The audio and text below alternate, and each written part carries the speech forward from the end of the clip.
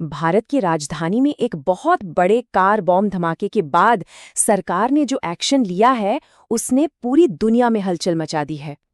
देखिए, ये जो बयान है ना, ये सिर्फ कुछ शब्द नहीं है। ये आतंकवाद के खिलाफ भारत के एक नए और बहुत ही मजबूत इरादे का ऐलान है। तो आइए जरा समझते हैं कि इसके असली मायने क्या हैं। इस इरादे की गंभीरता को ठीक से समझने के लिए हमें सबसे पहले उस घटना को देखना होगा जिसने इस सब को जन्म दिया। 10 नवंबर, ये तारीख दिल्ली के लिए एक काला दिन साबित हुई। शहर की एक बहुत ही व्यस्त जगह मेट्रो स्टेशन के पास एक जोरदार कार बम धमाका हुआ और इस धमाके ने 13 लोगों की जिंदगी हमेशा हमेशा के लिए छीन ली। अब इस घटना के बाद जो हुआ वो भी देखने लायक था। दोनों देशों की प्रतिक्रियाओं में जमीन आसमान का फर्क था। एक तरफ भारत ने बहुत ही सधेवे तरीके से काम लिया, सबूतों का इंतजार किया, तो दूसरी तरफ पाकिस्तान ने बिना किसी सबूत के फौरन आरोप लगाने शुरू कर दिए।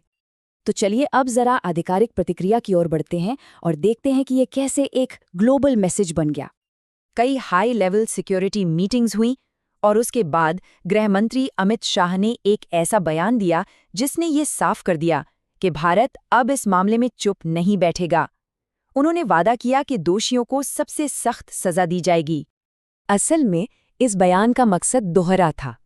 एक तरफ तो ये देश के लोगों को भरोसा दिलाना था कि सरकार उनकी सुरक्षा को लेकर बहुत सीरियस है, तो दूसरी तरफ ये दुनिया के लिए, खासकर उन देशों के लिए एक सीधी चेतावनी थी जहां तक जांच के तार जुड़ रहे थे, जैसे कि तुर्की।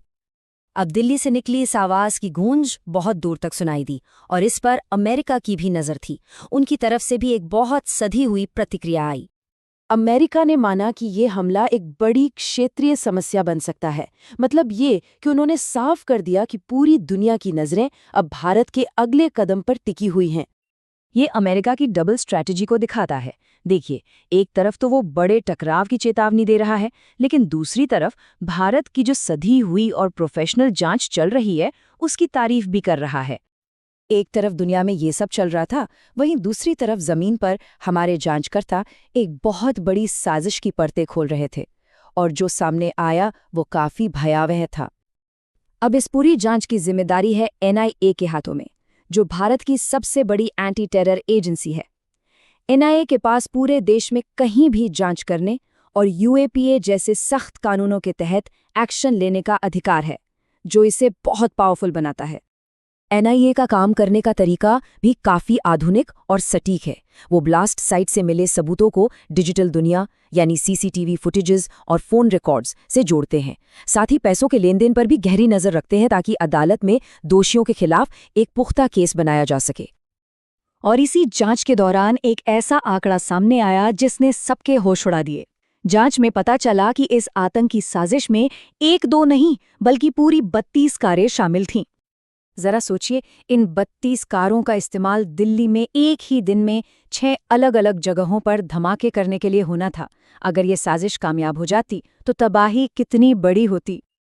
और साजिश की तारीख, वो भी कोई आम दिन नहीं चुना गया था। 6 दिसंबर, ये वही तारीख है जिस दिन बाबरी मस्जिद विध्वंस हुआ था। यानी मकसद साफ था, प्रतीकात्मक बदला लेना।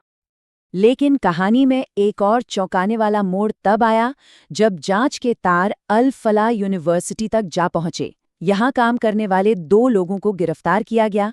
इसके बाद न सिर्फ यूनिवर्सिटी को सस्पेंड कर दिया गया, बल्कि उसके संस्थापक भी जांच के दायरे में आ गए। तो ये जो पूरा मामला है, ये हमला, फिर सरकार का बयान और ये जांच, अब इसके असर सिर्फ देश की सीमाओं तक सीमित नहीं है, इसके भू राजनीतिक मायने भी हैं। सरकार का ये सख्त रवैया सिर्फ एक बयानबाजी नहीं है, बल्कि ये उन सभी देशों और गुटों के लिए एक खुली चेतावनी है जो भारत में आतंकवाद को किसी भी तरह से सपोर्ट करते हैं। संदेश बिल्कुल साफ है, बस अब और नहीं। और ये बात इतनी ज़रूरी इसलिए है क्योंकि अगर जांच में किसी दूसरे देश का हाथ होने का पक्का सबूत मिल जाता है तो भारत बहुत सख्त कूटनीतिक कदम उठाने से पीछे नहीं हटेगा। इसमें दोषियों को वापस लाने की मांग करना और दुनिया के दूसरे देशों के साथ मिलकर आतंकवाद के खिलाफ एक बड़ा अभियान चलाना भी शामिल हो सकता है। तो अब जब साजिश का पर्दाफाश हो चुका है और एक साफ चेतावनी भी जारी कर दी गई है, सवाल ये उठता है कि विश्व मंच पर भारत का अगला कदम क्या होगा। जैसे जैसे जांच आगे बढ़ेगी, दुनिया ये जरूर देखेगी कि भारत अपने इन शक्तिशाली शब्दों को एक्शन में कैसे बदलता है।